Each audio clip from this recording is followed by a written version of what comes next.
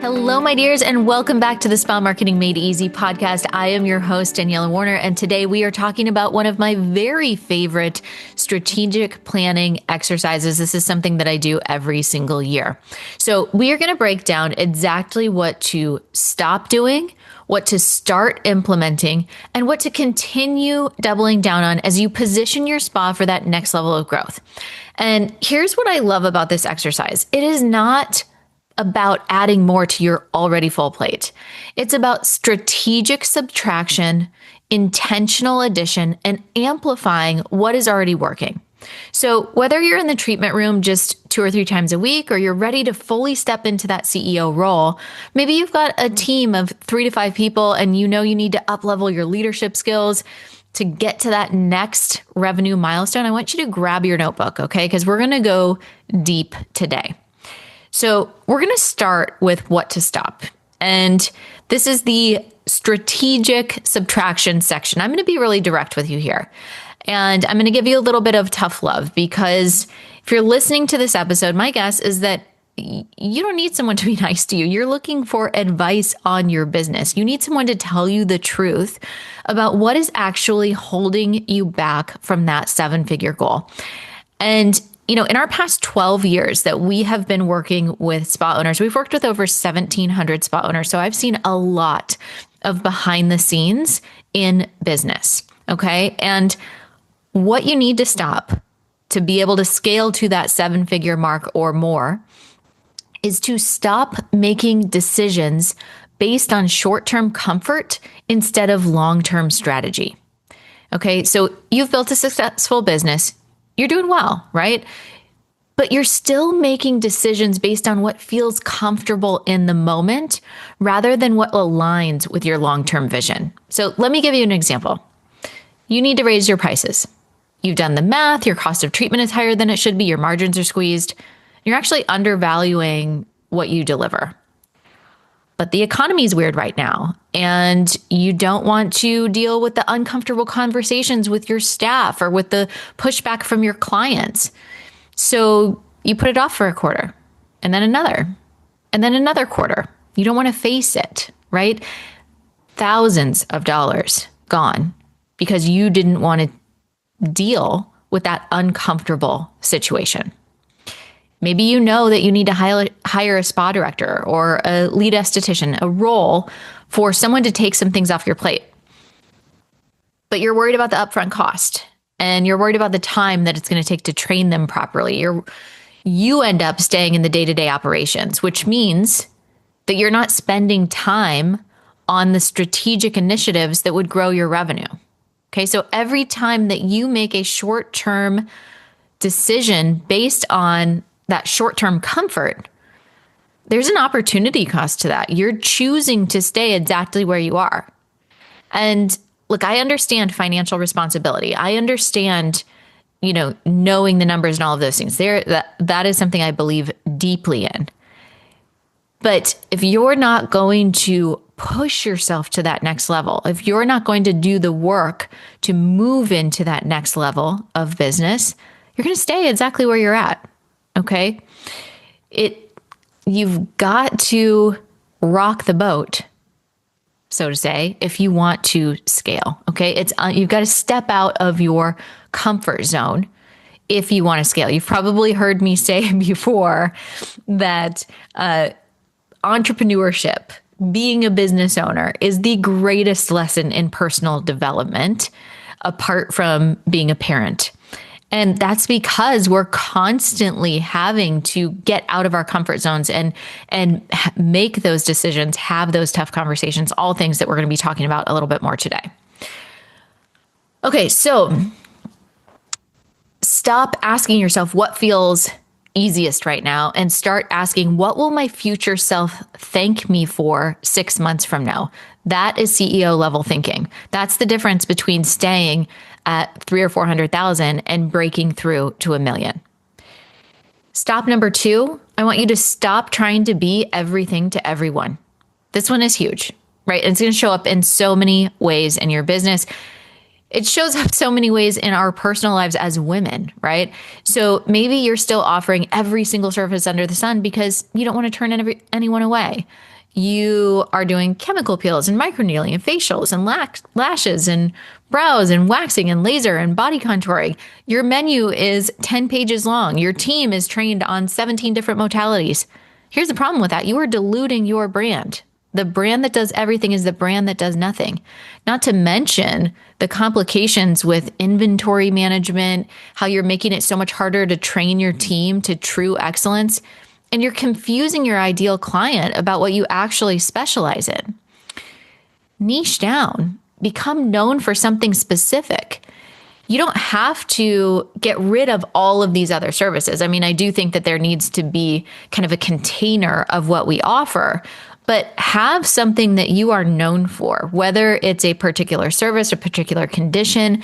Get really focused on that, okay? That is something that can help you to own a position in the market. I remember years ago when I had just gone to aesthetic school, this is back in 2006, I wanted to get a Brazilian wax. I'm not looking for a spa that does everything under the sun. I'm looking for a wax studio that they specialize in Brazilian waxing, right? That was what I was searching for. If I have a particular problem, whether it's anti-aging or brown spots or red spots, or I'm looking for hair removal, right? I want to go to a spa that's their focus. That's what they do all day, every day. They are clearly going to be the best at that thing. That's what I want. Okay. So keep that in mind. Do not dilute your brand. The brand that does everything is the brand that does nothing. Okay. Maybe this concept of trying to be everything to everyone shows up in how you manage your team because you're trying to make everyone happy. You're saying yes to every scheduling request, and then you have nobody working on Saturday, your busiest day. You're avoiding difficult conversations. You're hoping problems will resolve themselves. You are so focused on being liked, on being a people pleaser, that you are not leading effectively. Being a great leader does not mean being everyone's best friend. It means having clear standards, holding your team accountable, and being willing to have uncomfortable conversations when necessary.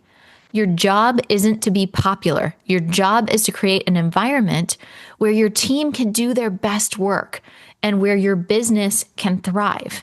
Now, that doesn't mean that you can't have personal relationships with your team. I consider my team chosen family. I adore these humans, but I also can very clearly put my CEO hat on when it's work time and take it off and put my friend hat on when it's not work time. That's a skill. That took a long time to learn how to do. Okay. So stop trying to be everything to everyone. Get clear on what you're best at, what is most profitable, what you want to be known for, and have the courage to say no. No is a complete sentence. All right, stop number 3. Quit operating without clear KPIs. Okay, so if you are serious about scaling to 7 figures, you cannot fly blind anymore, okay? I know you're tracking your revenue. I know you're looking at your bank account. But do you know your cost of treatment for each service? Do you know your exact client retention rate by quarter? Can you tell me your average client lifetime value? Do you know what marketing channels are actually converting to booked appointments versus which ones are just vanity metrics? If you don't have clear KPIs, you're making decisions based off of your feelings, not data. So you think something is working because it feels busy, but when you actually run the numbers, you're barely breaking even on that service. You're putting energy into Instagram because you love creating content, but your highest value clients are actually coming from Google and referrals. See this all the time. We have a client acquisition cost tracker and inside of our Growth Factor program, and inside of there, it'll have social media, word of mouth, SEO. It's got all these different sources, and we're keeping track of where all new clients come from. And then we're additionally keeping track of, do they join our membership and do they rebook their appointments? So we're understanding quantity of leads, but also quality of leads from the specific channels. And it is eye-opening.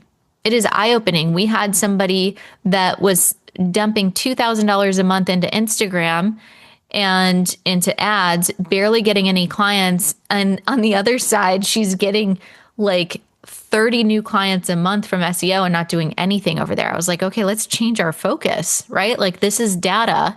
And yes, it made a difference. So we really want to understand, we want to make data-based decisions, okay? Stop running your business on gut feelings alone. You've got to have a simple dashboard where you are tracking your key metrics every single month, all right? I track them weekly and monthly and quarterly and yearly, right? We're looking at what is the cadence of how these are shifting and changing, because it will matter based on the season or based on your location, okay? This is a huge priority as we're heading into the new year.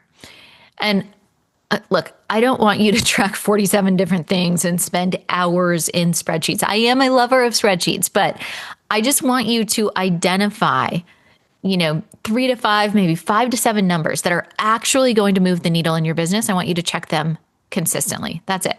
Revenue, profit margin, client retention rate, average ticket, client acquisition cost, team productivity. Track those consistently, and you will make exceptionally better decisions. Stop number 4, stop under investing in your own development. Okay, so this is the last thing that you need to stop. And this one is specifically for my type A achievers out there, the ones who are focused on growing the business, so focused on growing the business that they forget that they need to grow as a leader. Something that was a hard thing for me to learn, and I'm still learning, but almost every time there is something wrong in my business, it's my fault. There's your personal development thing. Every day I'm doing something wrong.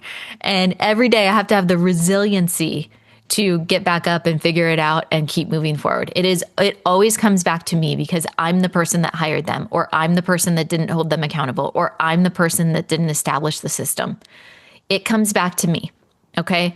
Now, if you've done those things and that person still is not aligning in your company, then you let them go, right? And they move on and do something different.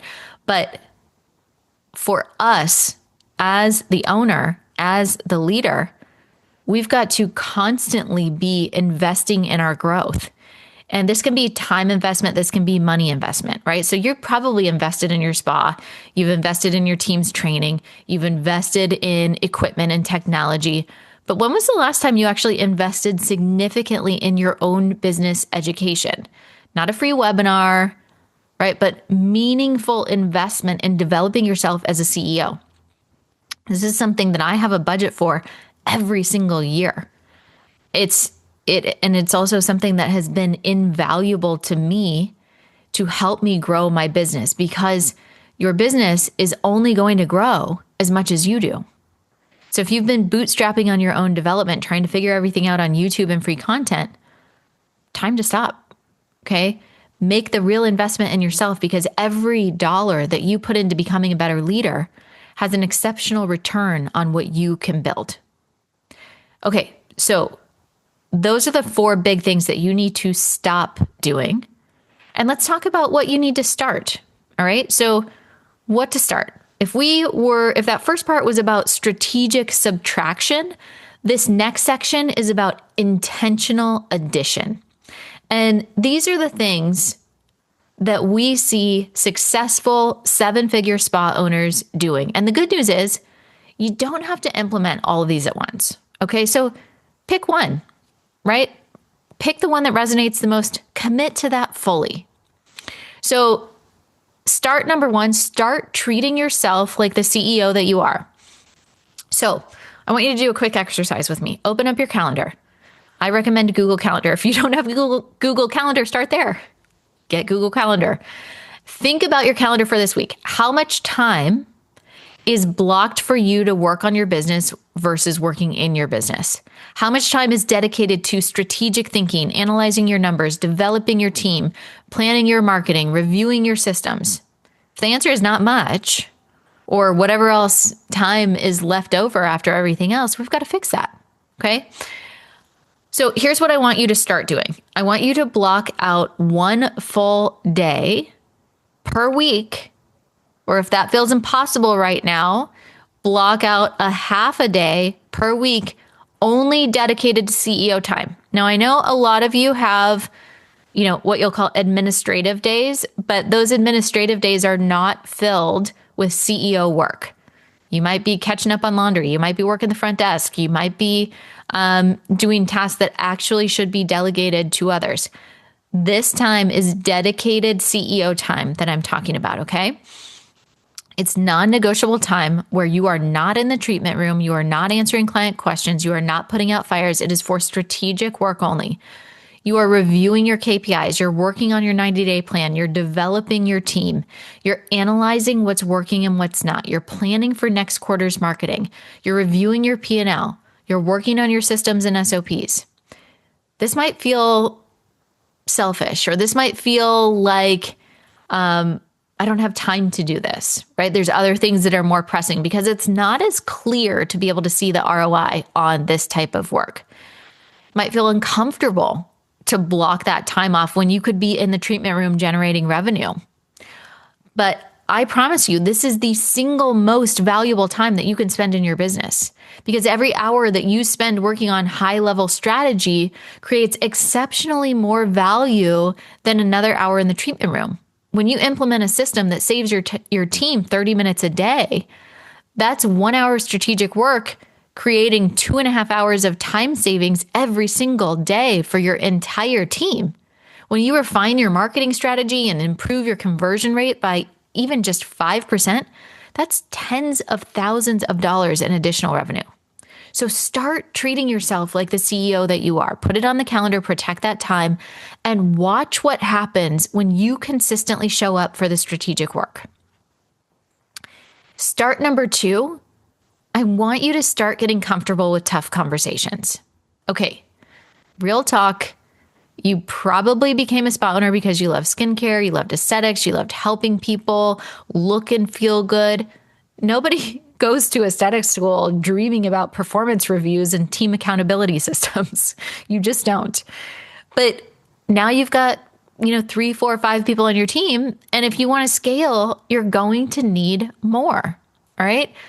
That means that you've got to have tough conversations. They are in the cards for you. If you've ever read Brene Brown's books, she says, clear is kind. That was something that was huge for me in kind of reframing these tough conversations, because I'm only having the conversation with that individual because I believe that there is more inside of them, and I am working to help them elevate into their full potential. If I am not giving them that critical feedback and helping them understand what their potential is, I'm doing them a disservice. So clear is kind. Learning how to give effective feedback, not making someone feel less than, or not making someone feel like they're being attacked, but giving true constructive feedback and understanding how to set clear expectations to hold people accountable without being a micromanager is essential to your growth. If someone on your team isn't meeting the standards, but you don't want to deal with that discomfort of addressing it, you let it slide, again, and before you know it, you've got a culture problem. You've got entire teams walking out. Like, that is not good. And that happens, right? That happens a lot. Maybe you're on the flip side and you are so hands-on with your team that you're essentially doing everyone's job for them. You're the one checking the schedule, following up on retail orders, making sure that the treatment rooms are stocked. Your team hasn't stepped up because you haven't stepped back. Great leadership is about finding that balance. It's about setting crystal clear expectations, providing the training and support that your team needs to meet those expectations, and then holding them accountable to actually do it. So start getting comfortable with tough conversations, or I should say clear conversations. They do get easier over time, and it is so worth it. Okay, start number 3, start implementing paid advertising strategically. This is a super important word here, strategically. We've got to talk about marketing, and we've got to talk about advertising, right?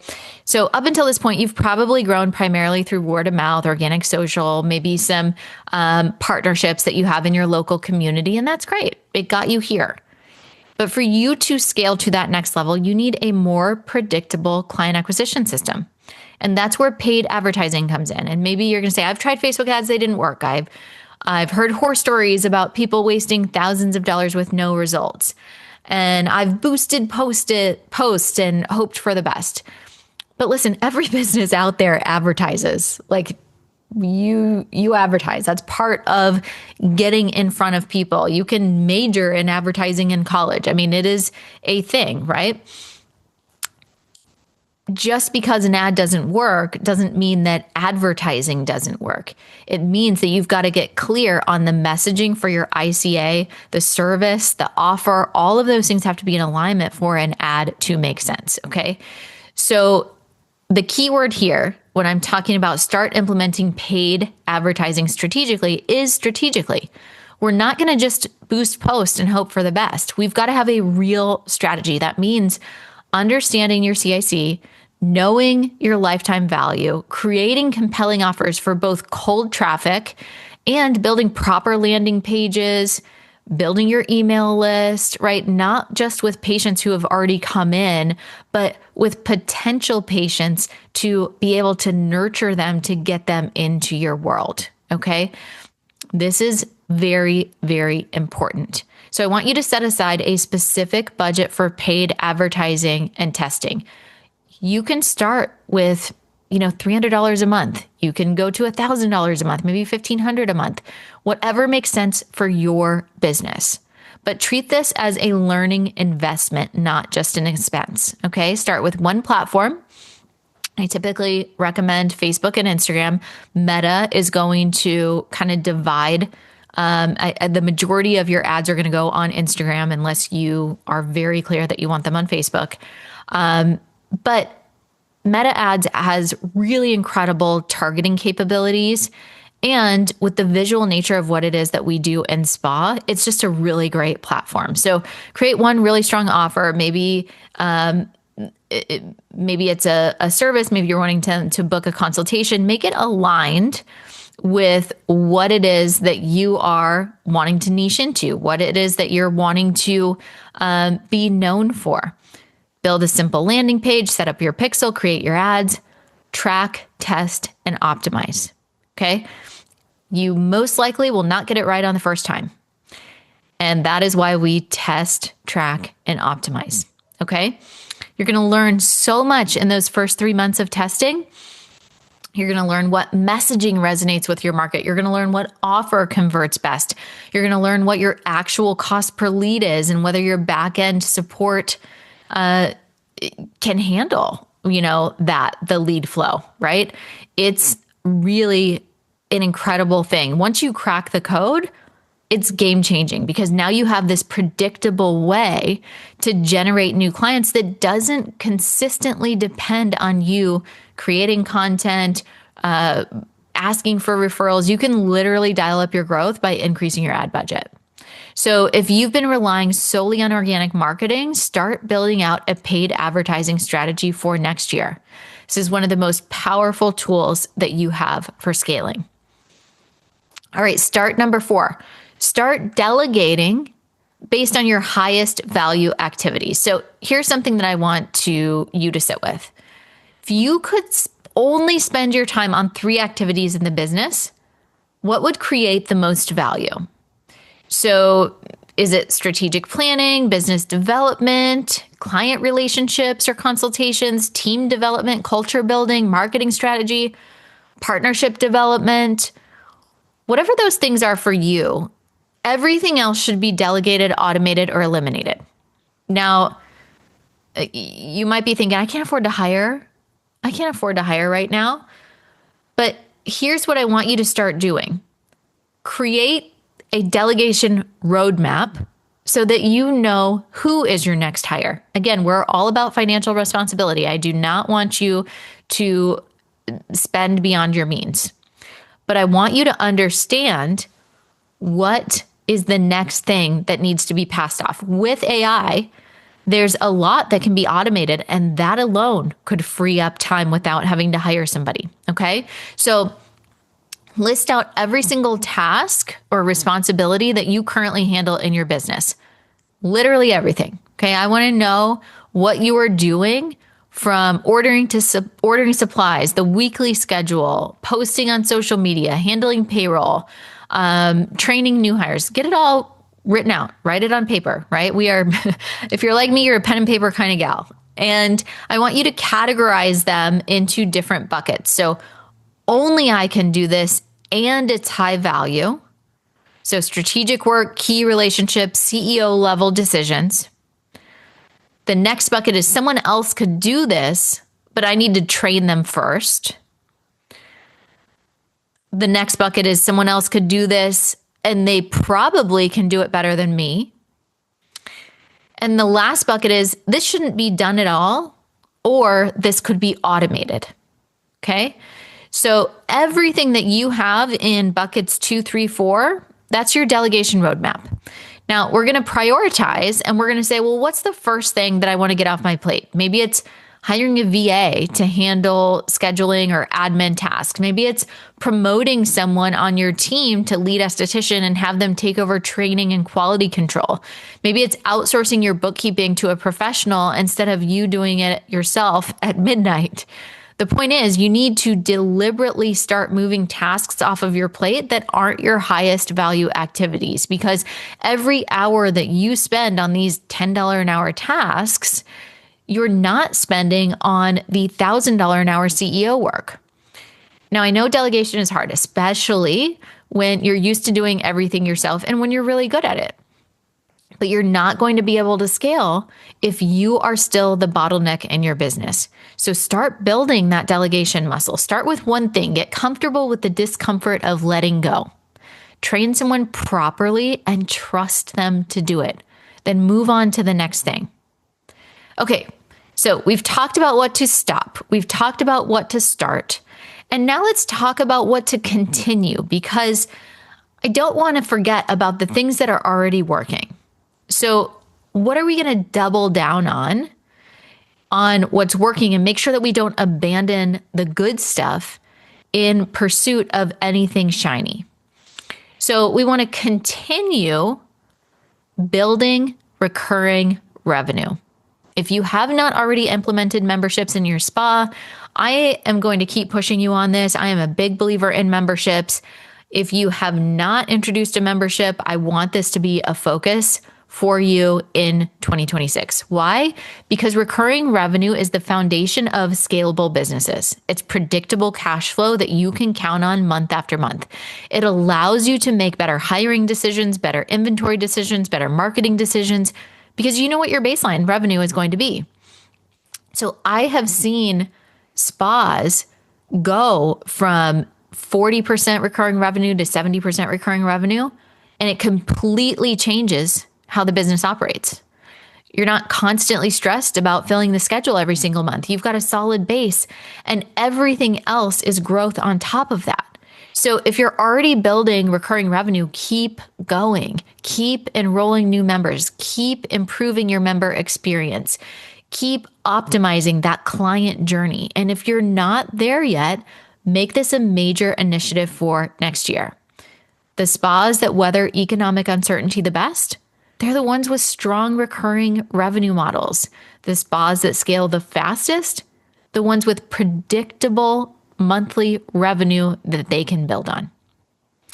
All right, continue number 2 is going to be continue investing in your team's development. I am so blessed to have had doctors and spa owners who believed in me, who invested in my education along the way. Dr. Stolle was one of the first doctor actually that I worked for at MediSpa Maui. And he was so great about investing in our education. Anytime that a product company was putting on something, we would fly over to Oahu, we would fly to California. There were so many things that he invested in us that I'm so grateful for, because that was really setting me up for success. So investing in your team is essential. This is continuing education opportunities, advanced training certifications. And you know how estheticians love certificates, bringing in guest educators, sending your team to industry conferences. But it also can be internal development, like you coaching them, you teaching them about retail sales, you teaching them about client experience, about business operations. When you invest in your team, they feel valued. They become more skilled. They look at it as a career and not just an hourly job. They stay with you longer. Okay. It's really important to kind of shift that perspective and get them to look at the spa as a long-time career choice. And from a purely business perspective, every skill that your team develops increases the value that your spa can deliver. When your estheticians can confidently perform advanced treatments, you can charge premium prices. When your front desk knows how to sell effectively, your revenue goes way up. Your front desk is a sales team sitting up there, okay? When your team understands business metrics, they make better decisions. So continue investing in your team. Make it a line item budget. Make it a regular part of your culture, because that team is a huge part of what is going to help you scale. All right, so let's do a quick recap. Let's bring this all together. I know we've covered a lot of information. I told you to grab a pen and paper for some notes. So where to stop? We wanted to stop making decisions based on short-term comfort instead of long-term strategy. We want to stop trying to be everything to everyone. We want to stop operating without clear KPIs, and we want to stop underinvesting in our own development. We want to start treating ourselves like the CEOs that we are. We want to start getting comfortable with tough conversations. We want to start implementing paid advertising strategically. And we want to start delegating based on your highest value activities. And where to continue? We want to continue building that recurring revenue. We want to continue investing in your team's development. Now, here's what I want you to do before you move on to the next thing in your day. I want you to take out your phone or grab your notebook, and I want you to write down one thing from each category. And if that feels like too much, just write down one thing. Okay? That's it. And one thing that you're going to stop doing, one thing that you're going to start doing, one thing that you're going to continue doing. Okay? Don't try and tackle everything all at once. Then, and this is important, this is a very important piece, I want you to put a date on the calendar for when you're going to implement. Not someday, not on the shelf. I want an actual date on the calendar, block the time and make it real. You don't need more information. You need implementation. You need to take what you already know and actually do it. You've got to apply it. Right? If you read a book and get the knowledge, but you don't actually apply it, you just wasted 10 hours of your life, right? You've got to apply what you learn. Okay. So you have what it takes. You've already proven that by building what you have. Remember, believe in yourself. Now it is time to take it to the next level. All right.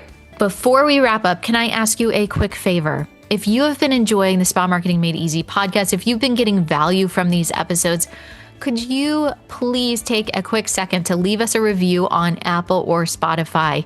Your reviews help other spa owners find the show, and honestly, they're incredibly encouraging for myself and for my team to read. Just open up your podcast app, search for Spa Marketing Made Easy, scroll down to the ratings and reviews section, leave us a few words, leave us that 5-star review. Let us know how this podcast has helped you and has helped your business. It takes just a couple of minutes and makes a huge difference. All right, my friend, that is all I have for you today. Thank you so much for spending time with me. I will see you back here next week on another episode of Spa Marketing Made Easy. Now go and take action on what we talked about. Stop, start, continue, and let's make next year your best year yet.